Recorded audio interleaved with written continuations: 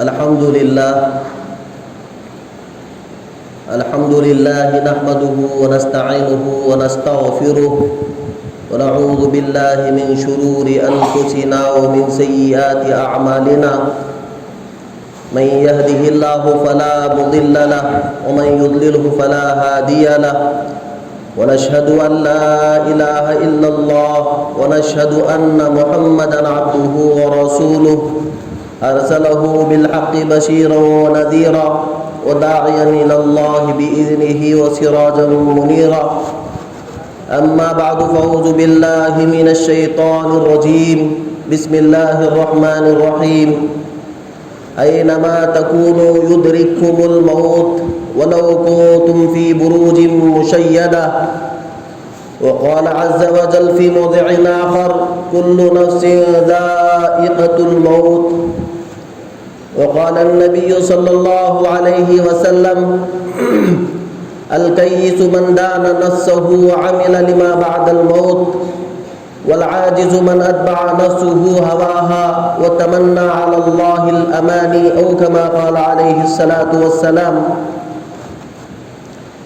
رب اشرح لي صدري ويسر لي أمري واحلل عقدة من لساني يفقهوا قولي سبحانك لا علم لنا إلا ما علمتنا إنك أنت العزيز الحكيم آگاہ اپنی موت سے کوئی بشر نہیں، آگاہ اپنی موت سے کوئی بشر نہیں، سامع 100 برس کا ہے پل کی خبر نہیں۔ خواجہ عزیز الحسن مجذوب رحمۃ اللہ علیہ دوسری جگہ ارشاد فرماتے ہیں ہو رہی ہے عمر مثل برف کم، چکے چکے رفتہ رفتہ دم بدم۔ محترم سامعین اعظام اور میرے عزیز ساتھیوں، آج کے اس مبارک جمعہ کے موقع پر ایک ایسی چیز جس کے اوپر کسی صاحب عقل کا انکار نہیں رہا ہے، دنیا میں جتنی چیزیں ہیں ہر چیز میں لوگ اختلاف کرتے ہیں، یہاں تک کہ خدا وحدہ لا شریک لہ کی ذات میں بھی لوگوں نے اختلاف کیا، کسی نے ایک خدا کہا، کسی نے اپنے اپنے حساب سے کئی خدا بنا لیے، یہاں تک کہ رسول اکرم صلی اللہ علیہ وسلم کی ذات میں ہر چیز میں لوگوں نے اختلاف کیا۔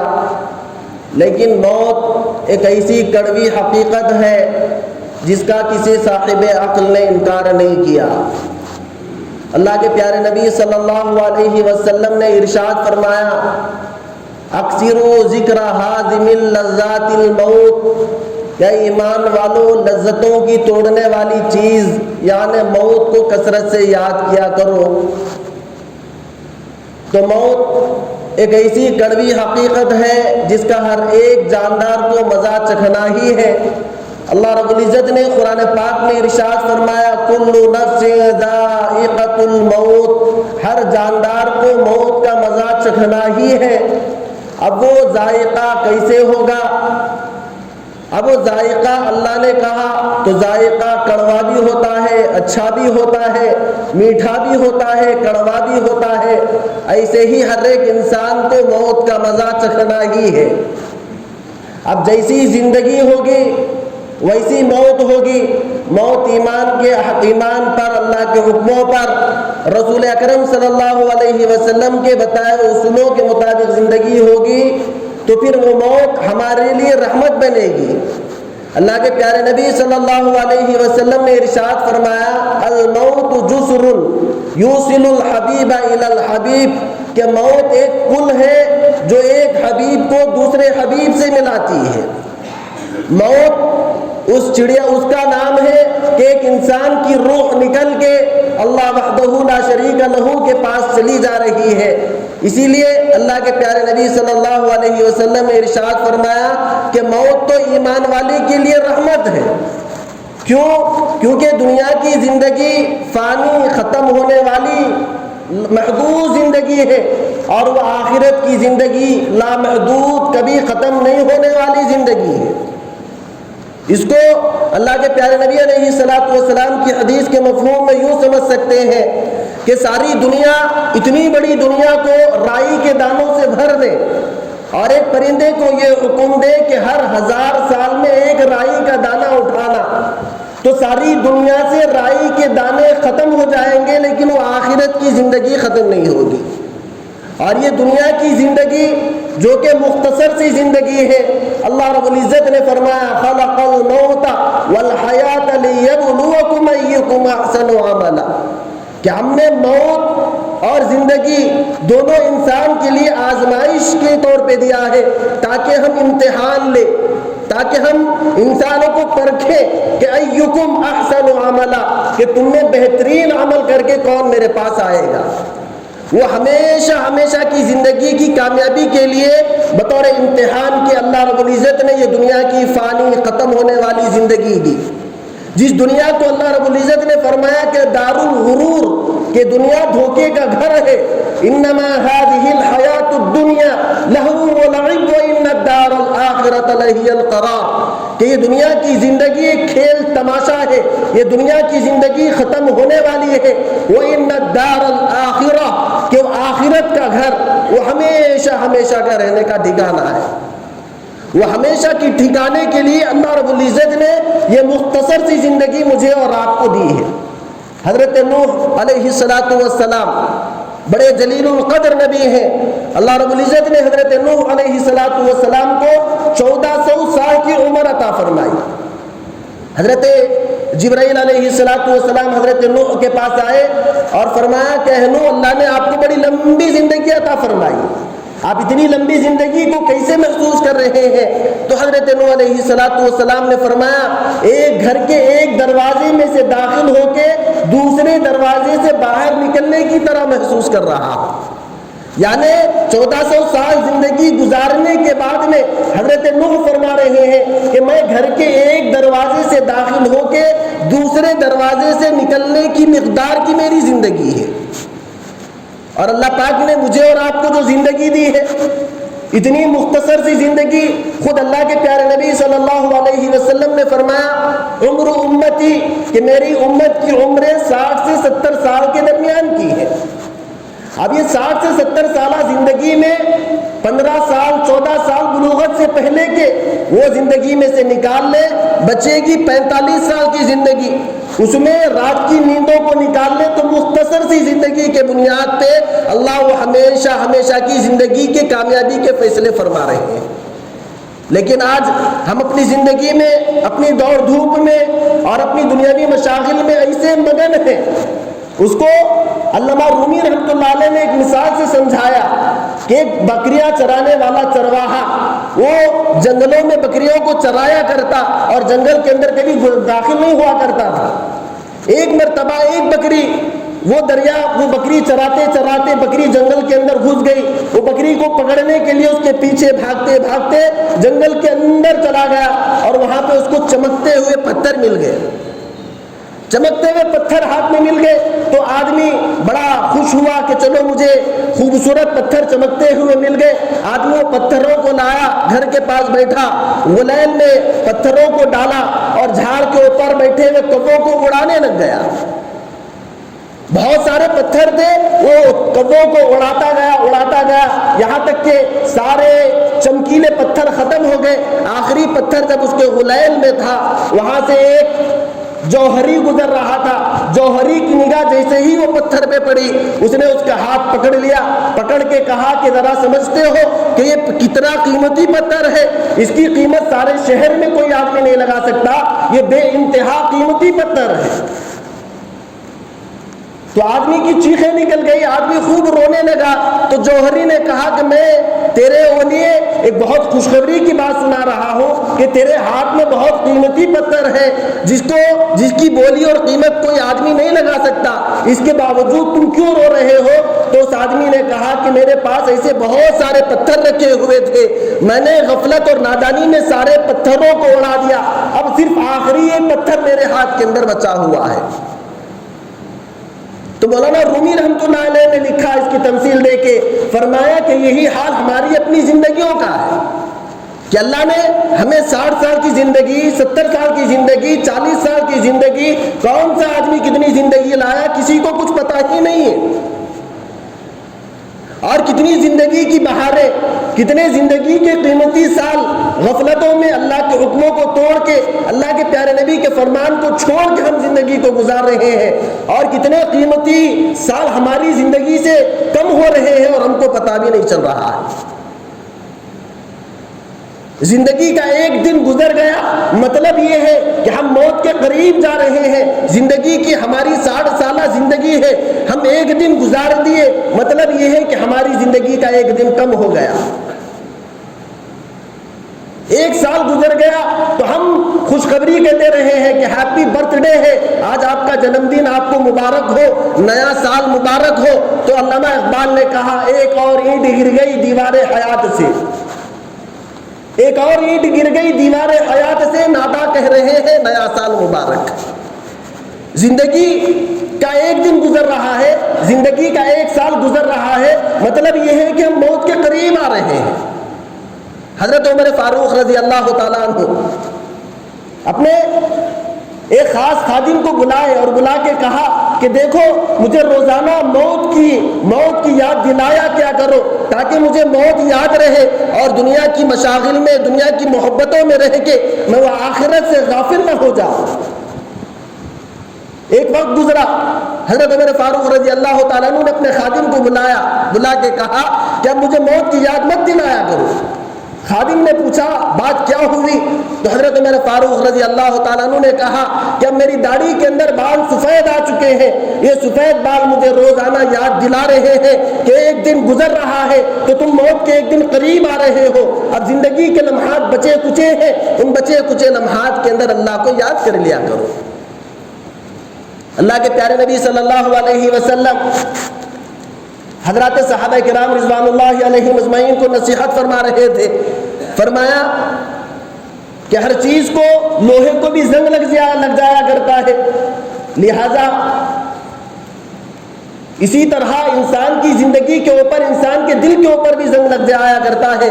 تو حضرات صحابہ کرام نے اللہ کے پیارے نبی سے پوچھا کہ اللہ کے پیارے نبی اس زنگ کا کیا علاج ہے؟ تو اللہ کے پیارے نبی نے 2 علاج بتلائے۔ اللہ کے پیارے نبی نے 2 علاج بتلائے۔ فرمایا پہلی چیز اللہ پاک کے پاک کلام کی تلاوت کیا کرو، دوسرا فرمایا زیادہ سے زیادہ موت کو کثرت سے یاد کیا کرو۔ موت کی یاد انسان کی دنیا کی لذتوں کی ختم کر دیتی ہے۔ اللہ کے پیارے نبی صلی اللہ علیہ وسلم نے اسی لیے ارشاد فرمایا الکیس من دان نفسه وعمل لما بعد الموت والعاجز من اتبع نفسه هواها وتمنى على الله الاماني او كما قال عليه الصلاه والسلام۔ کیا عقل مند آدمی وہ ہے، اللہ کے پیارے نبی فرما رہے ہیں عقل مند آدمی وہ ہے جو موت سے پہلے موت کی تیاری کر لے، اور بیوقوف آدمی وہ ہے جو موت سے پہلے عمل تو کچھ نہ کرے، اعمال کا ذخیرہ تو اپنے پاس کچھ جمع نہ کرے، اور اللہ کی ذات کے اوپر محض امید لگا رکھا بیٹھے کہ اللہ بڑے غفور رحیم ہے۔ اسی لیے اللہ پاک قرآن میں بار بار مجھے اور آپ کو حکم کے دے رہے ہیں اینما تکونوا یدرککم الموت ولو کنتم فی بروج مشیدہ۔ اے ایمان والو، تم جہاں کہیں رہو موت تم کو آ کے پکڑنی ہی ہے۔ موت سے کوئی آدمی بھاگ نہیں سکتا، موت سے کوئی آدمی چھٹکارا حاصل نہیں کر سکتا۔ حضرت سلیمان علیہ السلام ایک مرتبہ مجلس سجی ہوئی تھی، ایک آدمی حضرت سلیمان علیہ السلام کی مجلس میں ایک آدمی کو بڑا غور سے گھور رہا تھا۔ حضرت سلیمان علیہ السلام سے مجلس ختم ہونے کے بعد میں آدمی نے سوال کیا کہ ایک آدمی مجلس میں نیا بیٹھا ہوا تھا اور مجھ کو گھور رہا تھا۔ تو حضرت سلیمان علیہ السلام نے کہا کہ وہ حضرت اسرائیل تھے، وہ اس لیے تم کو گھور رہے تھے۔ آدمی کے دل میں موت کا خوف آیا، آدمی نے کہا کہ آپ کے اللہ پاک نے دنیا کی ہر چیز کے اوپر حکومت دی ہے، ہواؤں پہ، چرند پرند پہ، ہر چیز کے اوپر حکومت دی ہے۔ آپ ایک کام کیجئے کہ آپ ہواؤں کو حکم دیں کہ مجھے دریائے ہند کے کسی ساحل کے اوپر پھینک دے تاکہ میں موت سے چھٹکارا مل جائے۔ اور ہند کا ساحل وہ بہت زیادہ لمبی مسافت کی مقدار پہ ہے، وہاں پہ حضرت اسرائیل نہیں پہنچیں گے۔ حضرت سلیمان علیہ السلام نے اس کی بات کو قبول کیا اور ہوا کو حکم دیا کہ اس کو دریائے ہند کے کنارے پھینک کے آ جائے۔ ہوا اٹھائی، دریائے ساحل ہند کے اوپر اس نوجوان کو پھینک کر آ گئی۔ دوسرے دن پھر حضرت اسرائیل سلیمان علیہ السلام کی مجلس میں بیٹھے ہوئے ہیں. سلیمان علیہ السلام نے گزشتہ روز کا واقعہ سنایا تو ملک الموت نے کہا سلیمان میں یہی بات پہ تعجب کر رہا تھا کہ اللہ رب العزت نے اس کی موت کو ساحل ہند کے اوپر لکھی تھی اور چند منٹوں میں اس کی موت اور اس کی روح قبض کرنے کا اللہ پاک نے مجھے حکم دیا تھا. اب میں اس دل میں سوچ رہا تھا کہ فلسطین کے اندر فلانے مقام کے اوپر بیٹھا ہوا ہے اور اس کی موت کا وقت فلانے ملک میں فلانی جگہ کے اوپر رکھا ہوا ہے. تو اللہ نے آپ کے ذریعے اس کو ساحل ہند پہ بھیجا. جیسے ہی وہ وہاں پہنچا میں نے اس کی روح کو قبض کر لیا. اسی لیے اللہ پاک کہہ رہے ہیں قرآن پاک کے اندر اللہ کہہ رہے ہیں کوئی آدمی اپنی مقررہ روزی سے ایک لقمہ کم کھائے بغیر نہیں مر سکتا. ایک لقمہ آدمی زائد کھا کے نہیں مر سکتا. ایک گھٹ پانی کا آدمی زائد پی کے موت نہیں آ سکتی. نزا کی کیفیت ہے آدمی پانی کو مانگ رہا ہے. بہت سارے لوگ نزا کی کیفیت میں دیکھتے ہیں آدمی کے حلق میں پانی کو ڈالا جا رہا ہے, اس کی روح نکل رہی ہے, منہ سے پانی باہر آ رہا ہے. مطلب یہ ہے کہ 2 گھونٹ پانی بھی آدمی زائد پی کے نہیں جا سکتا. ایک لقمہ آدمی زائد کھانا کھا کے دنیا سے نہیں جا سکتا. سکندر بادشاہ اللہ پاک نے اس کو ساری دنیا کے اوپر حکومت اور بادشاہت دی تھی. دنیا کے چند نامور بادشاہوں میں سکندر ایک بادشاہ تھا. محض 36 سال کی عمر میں اس نے ساری دنیا کے اوپر بادشاہت قائم کر لی. دنیا کی ساری نعمتیں سکندر کے پاس موجود تھی. سکندر بادشاہ وہ جنگ کے اندر اس کو ایک تیر لگی, اس کا زہر سارے جسم میں پھیلنا شروع ہوا. حکیموں نے کہا کہ بادشاہ سلامت آپ کی موت کا وقت بالکل قریب آ چکا ہے. آپ کی موت کا وقت بالکل قریب آ چکا ہے, آپ کے چند لمحات باقی ہیں. تو سکندر بادشاہ اس کے دل کے اندر ایک حسرت تھی یہی بات سمجھنے کی ہے کہ ساری دنیا کی بادشاہت ہونے کے باوجود وقت کا بادشاہ اپنے وزیروں کو بلا کے کہا کہ دیکھو میری ایک تمنا ہے کہ میری موت میرے شہر کے اندر آ جائے. میں لمبی زندگی کی تمنا نہیں کر رہا ہوں, مجھے لمبی زندگی کی آرزو نہیں ہے. میری بس اتنی تمنا ہے کہ میرا زخم, میری بیماری چند دن اور طویل ہو جائے اور میری موت میرے اپنے شہر کے اندر آ جائے. میری موت میرے اپنے شہر کے اندر آ جائے. سکندر بادشاہ نے اپنے وہ حکیموں کو کہا تو حکیموں نے نبض دیکھی, کہا کہ نہیں بادشاہ سلامت آپ کی نبض اب بالکل چند لمحات کی محتاج ہے, چند لمحات کے بعد میں آپ کی روح نکلنے والی ہے. تو سکندر بادشاہ نے اپنے وزیروں کو بلایا اور بلا کے کہا کہ دیکھو جب میری موت ہو جائے تو میرے دونوں ہاتھ کفن کے باہر رکھنا, تاکہ قیامت تک آنے والی ساری انسانیت کو پتا چلے کہ وقت کا بادشاہ وہ دنیا سے جا رہا ہے. تو دونوں ہاتھ خالی تھے. اسی کو خواجہ عزیز الحسن مظلوم رحمۃ اللہ علیہ نے کہا کہ جگہ جی لگانے کی دنیا نہیں ہے, یہ عبرت کی جا ہے, تماشا نہیں ہے. آج ہم جس دنیا کی چکر میں پڑھ کر اللہ کے حکموں کو توڑ رہے ہیں یہ بس چند سانسوں کی محتاج ہے. ایک ایک سانس جا رہا ہے, ایک ایک سانس کم ہو رہی ہے. مطلب یہ ہے کہ ہم موت کے قریب جا رہے ہیں. وہ موت کے بعد کے احوال کتنے کٹھن ہوں گے, کتنی سخت منزلیں ہیں, وہ منزلوں کا ہم تمام کو احساس بھی نہیں ہے.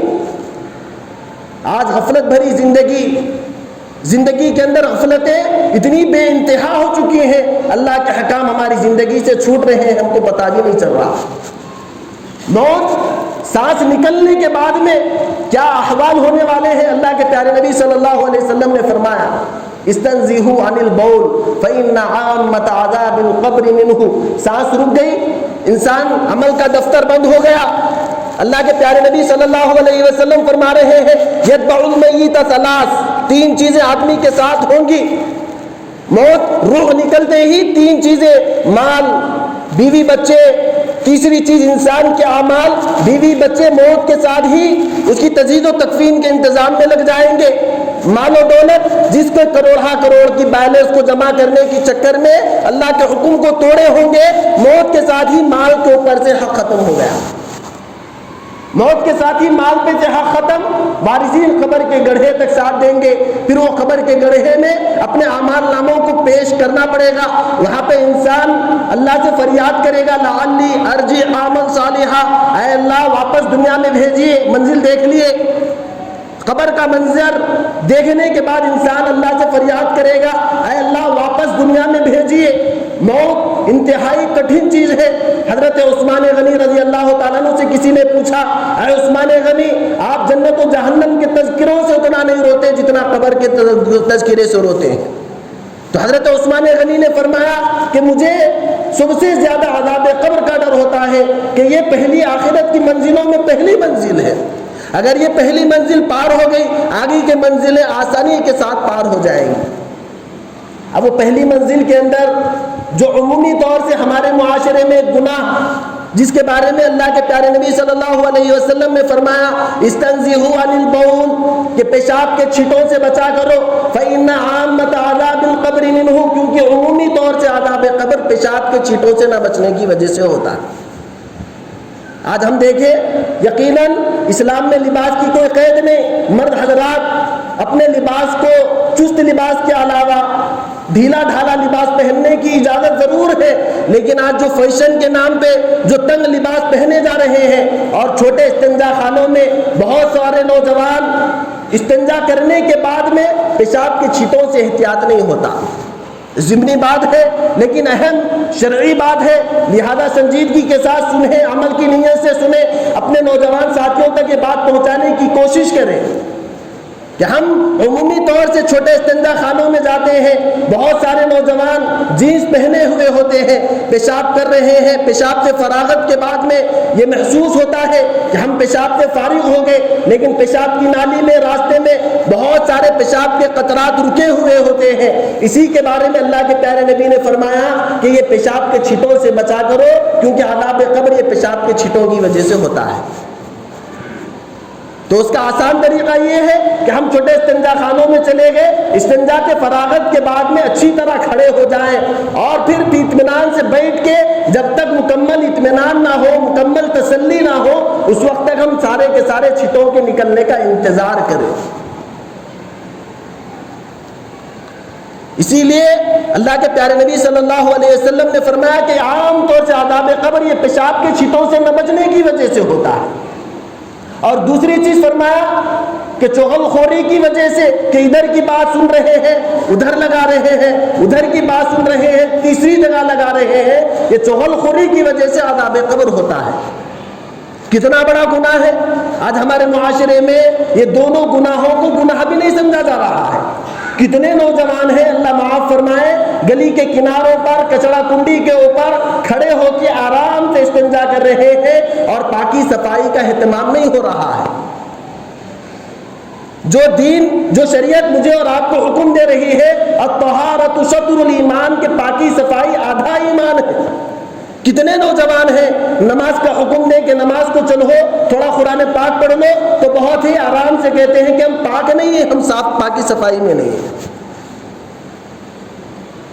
پاکی صفائی نصف ایمان قرار دیا گیا، اور بہت سارے نوجوان استنجا کر رہے ہیں، پاکی کا اہتمام نہیں، استنجا کر رہے ہیں اور اپنے آپ کو پاکی صفائی کرنے کی اللہ پاک نے قرآن میں تعریف فرمائی ان اللہ یحب التوابین و یحب المتطہرین، کہ اللہ بہت زیادہ توبہ کرنے والوں کو، بہت زیادہ اہتمام سے پاکی صفائی کرنے والوں کو پسند کرتے ہیں۔ یہ قرآن پاک کی آیت انصار کے بارے میں نازل ہوئی تو اللہ کے پیارے نبی صلی اللہ علیہ وسلم انصار کے پاس گئے، جا کے پوچھا کہ آپ کا کون سا عمل ہے جس کی وجہ سے اللہ رب العزت آپ کی تعریف فرما رہے ہیں؟ تو انصار نے کہا کہ ہم استنجا کے بعد میں پہلے استنجا کو اچھی طرح پوچھ لیتے ہیں کسی پیپر سے، اور اس کے بعد میں پانی سے بھی ہم پاکی لیتے ہیں۔ تو اللہ کے پیارے نبی صلی اللہ علیہ وسلم نے فرمایا کہ اسی عمل کی وجہ سے اللہ نے آپ کی تعریف فرمائی۔ تو یہ دو عمل ہم ضرور اس بات کی کوشش کریں، اور نوجوانوں کو خصوصی طور سے جب استنجا سے فارغ ہو تو اس معاملے میں بہت زیادہ بد احتیاطی ہمارے معاشرے کے اندر ہے۔ خصوصاً جو چھوٹے استنجا خانے ہیں، آدمی بہت زیادہ پریشر سے آدمی استنجا کرتا ہے تو پیشاب پڑ کے آدمی کے کپڑوں پہ، آدمی کے بدن پہ وہ چھینٹے اچھلا کرتے ہیں، آدمی اس کی طرف توجہ بھی نہیں دیتا۔ تو ضرور اس بات کا خاص طور سے خیال رکھنا ہے۔ اسی ضمن میں اور ایک اہم شرعی مسئلہ ہے، وہ بھی بتانا ضروری سمجھ رہا ہوں، چونکہ دین کی ایک اہم بات ہے، لوگوں کی عمومی طور سے توجہ اس مسئلے کی طرف نہیں جاتی ہے کہ پاکی صفائی جس طرح ضروری ہے، اسی طرح ستر کا چھپانا بھی ضروری ہے۔ اللہ رب العزت نے مساجد کے آداب بتلائے۔ مساجد، اس کے اندر شور و شغب کرنے کی اجازت نہیں ہے، مساجد کے اندر بے ادبی کرنے کی اجازت نہیں ہے، نماز کے شرائط میں رکھا ہوا ہے کہ سطر کا چھپانا ضروری ہے، سطر کا چھپانا ضروری ہے۔ آج ہمارے بہت سارے نوجوان فیشن کے نام پہ پینٹ پھٹا ہوا ہے، جینس پھٹا ہوا ہے اور سطر کھلا ہوا ہو رہا ہے۔ مرد کے لیے سطر کی مقدار ناف سے لے کے گھٹنے کے نیچے تک کا حصہ آدمی کے لیے سطر ہے، اتنی جگہ چھپانا ہر ایک ایمان والے کے لیے، چاہے نماز میں ہو، خارج نماز فرض ہے۔ کوئی آدمی یہ کہے کہ میں نماز کے وقت میں اپنے حصے کو چھپا لوں گا، دوسرے وقت کے اندر میں فیشن کے نام پہ ایسا کپڑا پہنوں گا جس کے اندر میرا سطر کھل جائے، بالکل شرعاً جائز نہیں ہے۔ کتنے نوجوان ہیں اچھے تعلیم یافتہ مہذب گھرانے کے نوجوانوں کو بھی دیکھنے میں آ رہا ہے کہ ران کے اوپر پھٹا ہوا جینس پہن کے اللہ کے گھر میں بھی آ رہے ہیں، بھرے کھلے عام بازار میں بھی گھوم رہے ہیں، اور شرم و حیا ہماری زندگی سے دھیرے دھیرے نکل رہی ہے۔ تو ضرور اس مسئلے کی طرف بھی توجہ دیں، اس مسئلے کی طرف بھی ضرور توجہ دیں، اور اپنے آپ کو آخرت کے تعلق سے باخبر رہیں۔ اللہ رب العزت کہہ رہے ہیں نحن لا نسألک رزقا، کہ ہماری رزق کی ذمہ داری اللہ کے اوپر رکھی دی گئی۔ موت آنی ہے، آ کر رہے گی، آنا اور جانا یہ دونوں مختصر سا وقت اگر اللہ کے حکموں کے مطابق ہوگا، اللہ کے پیارے نبی کے فرمان کے مطابق ہوگا، تو پھر وہ ہمیشہ ہمیشہ کی زندگی کے اندر کامیابی قدم چومے گی۔ حضرت سلیمان علیہ السلام جس روزی کی چکر کے اندر ہم دن رات بھاگ رہے ہیں، اللہ کہہ رہے ہیں نحن لا نسألک رزقا، کہ ایمان والو رزق کا مطالبہ ہم تم سے نہیں کر رہے ہیں۔ مطالبہ ایک یہ ہے کہ آنے اور جانے کی درمیان کی زندگی اللہ کے حکموں کے مطابق ہو۔ حضرت سلیمان علیہ السلام جن کو اللہ پاک نے چرند و پرند کے اوپر حکومت دی تھی، حضرت سلیمان علیہ السلام نے اللہ سے درخواست کی کہ اللہ میں آپ کی ساری مخلوق کی دعوت کرنا چاہ رہا ہوں۔ حضرت سلیمان سے اللہ نے کہا ہے سلیمان یہ تیرے بس کی بات نہیں ہے۔ حضرت سلیمان علیہ السلام نے اللہ سے کہا اے اللہ، آپ نے مجھے جنات کے اوپر، ساری مخلوق کے اوپر بادشاہت دی، آپ مجھے مہلت دیجیے، اور مزید ایک درخواست یہ کی کہ اے اللہ آپ مجھے یہ بھی اب کھانے کو حکم دے کہ میں جو کھانا ساری مخلوق کے لیے تیار کروں وہ کھانا گلے نہیں، سڑے نہیں، وہ کھانے کے اندر بدبو پیدا نہ ہو، تاکہ میں ساری مخلوق کا انتظام کرنے میں کافی دن اور کافی وقت لگ جائے گا۔ اللہ نے حضرت سلیمان کی درخواست کو قبول کیا۔ سلیمان علیہ السلام نے سارے جنات کو، ساری مخلوق کو دعوت کی تیاری میں لگا دیا۔ ساری مخلوق کے لیے کھانا تیار ہو گیا۔ کھانا تیار ہونے کے بعد میں اللہ پاک سے حضرت سلیمان علیہ السلام نے کہا اے اللہ، میں نے ساری مخلوق کے لیے کھانے کا انتظام کر دیا ہے، اب کون سی مخلوق سے دعوت کا آغاز کروں؟ تو اللہ نے کہا سمندر کی مچھلیوں کو حکم دو، سمندر کے اندر سے مچھلی نکلے گی اور وہ اپنا کھانا کھا کے جائے گی۔ سلیمان علیہ السلام نے سمندر کی مچھلیوں کو حکم دیا تو سمندر کے اندر سے ایک بڑی مچھلی نکلی۔ بڑی مچھلی نکل کے سارے کھانے کو ایک نوالے کے اندر نکل گئی، نکل کے سلیمان علیہ السلام سے کہنے لگی اے سلیمان مجھے اور لقمہ چاہیے۔ سلیمان علیہ السلام نے کہا تیرا تو ناز ہو، میں نے جو کھانا ساری مخلوق کے لیے بنایا تھا تو نے ایک نوالے کے اندر سارا کا سارا کھانا کھا لیا۔ تو مچھلی نے کہا میرا اللہ مجھے اسے روزانہ 3 لقمے کھلاتا ہے۔ کیا وہ اللہ ہمارے بالش بھر پیٹ کو بھرنے پہ قادر نہیں ہے؟ اللہ پاک ضرور قادر ہے، وہ اللہ زبان میں تاثیر رکھے ہیں، گرم ہو تو بتا دیتا ہے، آنکھوں کے اندر تاثیر رکھے ہیں، ہاتھوں کے اندر تاثیر رکھے ہیں، بس ہم کو ایک کام کرنا ہے کہ وہ پیٹ کے اندر جانے والا لقمہ کیسا ہے وہ ہم کو طے کرنا ہے۔ آج بات یہ بن گئی کہ ہم اس بالش پر پیٹ بھرنے کی چکر میں اور اس بالش پر پیٹ کی چکر میں وہ آنے والی زندگی سے، موت کے بعد آنے والے احوال سے اور قبر کے اندر ہونے والے احوال سے، سارے چیزوں سے غافل ہو کے دنیا کے پیچھے ایسے بھاگ رہے ہیں گویا ہم کو موت آنی ہی نہیں۔ ہر آدمی یہی سمجھ رہا ہے جانے والا بس اسی کو جانا تھا، ہم کو جانا ہی نہیں، جانے والے ہی کو جانا تھا، ہم کو جانا ہی نہیں ہے، گویا ہم ایسا تصور کر کے زندگی گزار رہے ہیں۔ اسی لیے کسی کہنے والے نے یوں کہا کہ آج ان کی باری ہے تو کل ہماری بھی باری ہے، کل مجھے اور آپ کو بھی اس 2 گز زمین کے ٹکڑے میں جانا ہے۔ اپنے اعمال کو خدا کے سامنے کیا پیش کرنے والے ہیں، اپنے اعمال کو ہم خود جائزہ لیں کہ ہمارے دفتر میں نیک اعمال کتنے ہیں، حلال و حرام کی تمیز کتنی ہے، اللہ کے احکام کتنے ہیں، پیارے نبی کا فرمان کتنا ہے، ہماری زندگی میں دین اور دنیا کے دونوں ترازو کے اندر تول کے دیکھیں کہ ہم دنیا کو کتنی ترجیح دے رہے ہیں اور اس آخرت کی زندگی کو کتنی ترجیح دے رہے ہیں۔ دنیا ہمارے یہاں کتنی معیار بنی ہوئی ہے، آخرت کی زندگی کتنی معیار بنی ہوئی ہے، ہم خود اس کا اپنے نفس کے اندر محاسبہ کریں اور محاسبہ کر کے اپنی زندگی کو گزاریں۔ اللہ رب العزت سے دعا فرمائے کہ اللہ پاک مجھے اور آپ کو کہنے سنت عمل کی توفیق عطا فرمائے، غفلت لاپرواہی سے اللہ پاک میری اور آپ کی حفاظت فرمائے۔ آمین وآخر دعوانا الحمدللہ رب العالمین۔